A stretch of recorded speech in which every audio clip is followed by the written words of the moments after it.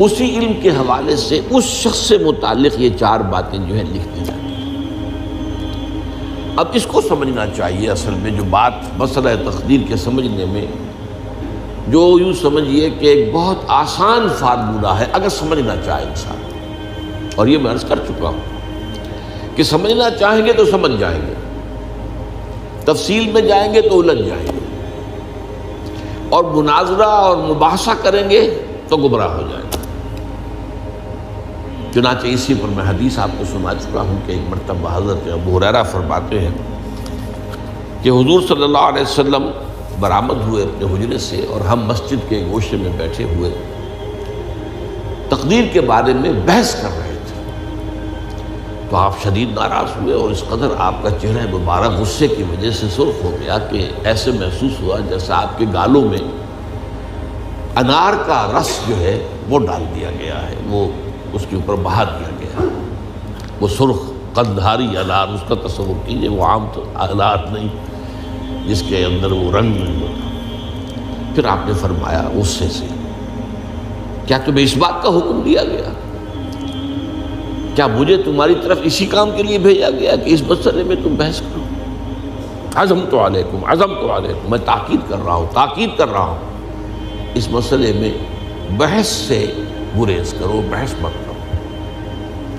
تو یہ مسئلہ اگرچہ اس اعتبار سے بڑا مشکل ہے، اگرچہ سمجھنا چاہیں تو سمجھ سکتے ہیں، لیکن میں ایک اور حدیث بھی آپ کو سنا دوں کہ اس پر ایمان کس قدر لازم ہے۔ یہ ایک تابعی ہے حضرت ابن الدیلمی رحمۃ اللہ علیہ، وہ فرماتے ہیں، ذرا طویل حدیث ہے، میں اس کا خلاصہ بیان کر رہا ہوں، کہ میرے دل میں تقدیر کے بارے میں کچھ وسوسے پیدا ہوئے، تو میں نے جو بھی کبار صحابہ اس وقت زندہ تھے، بقید حیات تھے، ان سب سے ملاقات کی۔ ابی ابن کعب رضی اللہ تعالیٰ عنہ، جن کے بارے میں حضور نے فرمایا ہے کہ اقرأہم ابی ابن کعب، میرے صحابہ میں قرآن کا سب سے بڑا عالم ابی ابن کعب۔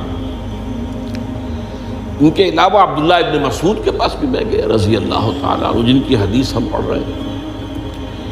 حذیفہ بن یمان کے پاس میں گیا رضی اللہ تعالیٰ عنہ۔ ان سب نے ایک بات یہ کہی کہ دیکھو، ایک بات تو یہ جان لو کہ اللہ تعالیٰ کی قدرت سب شے پر حاوی ہے۔ اللہ تعالیٰ اگر لو ان اللہ عذب اہل سماواتہ و اہل ارضہ عذبہم وہو غیر ظالم لہم، اللہ اگر تمام آسمان والوں کو اور تمام زمین والوں کو عذاب دے تو اسے عذاب دینے کا حق حاصل ہے، وہ عذاب دے سکتا ہے بغیر اس کے کہ ہم کہیں کہ وہ ظالم ہے۔ تمام زمین والے اور تمام آسمان والوں میں تو نیکوکار بھی آ گئے۔ یہ اصل میں ایک بڑا اہم مسئلہ ہے کہ جو ہمارے اور معتزلہ کے درمیان مختلف فی ہے۔ معتزلہ ہی کے انداز میں اہل تشیع کا عقیدہ بھی ہے کہ اللہ پر عدل واجب ہے، اہل سنت کے نزدیک اللہ پر کوئی شے واجب نہیں، اللہ کا اختیار مطلق، جو چاہے کرے۔ چنانچہ وہ ظالم کو معاف کر سکتا ہے جب چاہے، اور وہ کسی اچھے آدمی کو عذاب دے سکتا ہے جب چاہے۔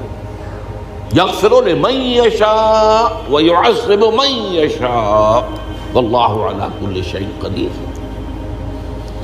یہ سورہ بقرہ کی آخری آیت میں ہے کہ آیات میں سے ہے، لاسٹ بٹ 3 آیت میں۔ تو اس اعتبار سے اللہ کا ایک تو اختیار مطلق ہے۔ پھر میں زید ابن ثابت کے پاس گیا تو انہوں نے یہی بات مرفوعاً بیان کی کہ میں نے خود حضور سے سنی ہے یہ بات۔ باقی 3 صحابہ کے بارے میں تو وہ کہتے ہیں کہ انہوں نے گویا کہ اپنی رائے کا اظہار کیا، اور اگر اللہ تعالیٰ چاہے لو رحمہم، تمام آسمان والوں اور تمام زمین والوں کو بخش دے اور رحم کرے، لکانت رحمتہ خیرا لہم من اعمالہم، تو اس کی رحمت جو ہے وہ یقیناً لوگوں کے اعمال سے بہت بالا ہے، بلند و برتر ہے، تو جو چاہے کرے۔ وہ ابو جہل کو بخش دے، کون اعتراض کر سکے گا؟ اور وہ کسی سے بڑے شخص کو جو ہے وہ عذاب دے، کون اعتراض کر سکتا ہے؟ اس اعتبار سے پھر انہوں نے فرمایا وَلَوْ أَنفَقْتَ مِثْلَ أُحَدٍ ذَهَبًا، اور دیکھو ابن الدیلمی جان لو، اگر تم احد کے پہاڑ کے برابر سونا اللہ کی راہ میں خرچ کرو گے فی سبیل اللہ، ما قبل اللہ منک حتی یؤمن بالقدر، اللہ تعالیٰ اسے تم سے قبول نہیں کرے گا جب تک کہ تم تقدیر پر ایمان نہیں رکھو۔ اور اس کے بعد فرمایا اعلم، جان لو، انما اصابک لم یکن لیخطئک، جو چیز تم پر واقع ہوتی ہے، کوئی تکلیف آتی ہے، کوئی حادثہ پیش آتا ہے، وہ تم سے ٹلنے والا تھا ہی نہیں۔ مطلب یہ کہ تم سوچو کاش میں یوں نہ کرتا، یوں کر دیتا، اگر یہ ہو جاتا، وہ ہو جاتا تو میں بچ جاتا، نہیں، وہ تو آنے والی بات تھی، وہ اللہ کی کتاب، وہ اللہ تعالیٰ کے علم قدیم کے اندر پہلے سے لکھا ہوا تھا، تو موجود ہے، تو وہ تو آنی ہی آنی تھی۔ وَأَنَّمَا أَخْطَأَكَ لَمْ يَكُنْ لِيُصِيبَكَ، اور جو چیز کہ تم سے چھوٹ گئی، جاتی رہی، تمہارے ہاتھ سے نکل گئی، ممکن ہی نہیں تھا کہ وہ تمہیں ملتی، وہ اللہ تعالیٰ کا وہ جو علم قدیم ہے اس کے اندر پہلے سے طے ہے۔ وَلَوْ مِتَّ عَلَىٰ غَيْرِ هَٰذَا لَدَخَلْتَ النَّارَ، اگر دیکھو تم غور سے سن لو، اگر اس عقیدے کے سوا کسی اور پر تمہاری موت واقع ہوئی تو جہنم میں داخل ہو جاؤ۔ تو یہ اس ایمان بالقدر کی اہمیت کا معاملہ۔ اب اس کے لیے جو میں کہہ رہا تھا کہ ایک فارمولہ جو سمجھ میں آ سکتا ہے وہ یہ ہے، انگریزی کی جو اصطلاحات کے حوالے سے پہلے میں واضح کروں گا وہ ذرا زیادہ واضح ہے۔ ایک ہے پری نالج، کسی چیز کا علم پہلے سے ہونا، ایک ہے پری ڈیسٹینیشن، کسی شے کا پہلے سے طے پا جانا۔ ان دونوں میں گڑبڑ کا نہیں کرنا چاہیے۔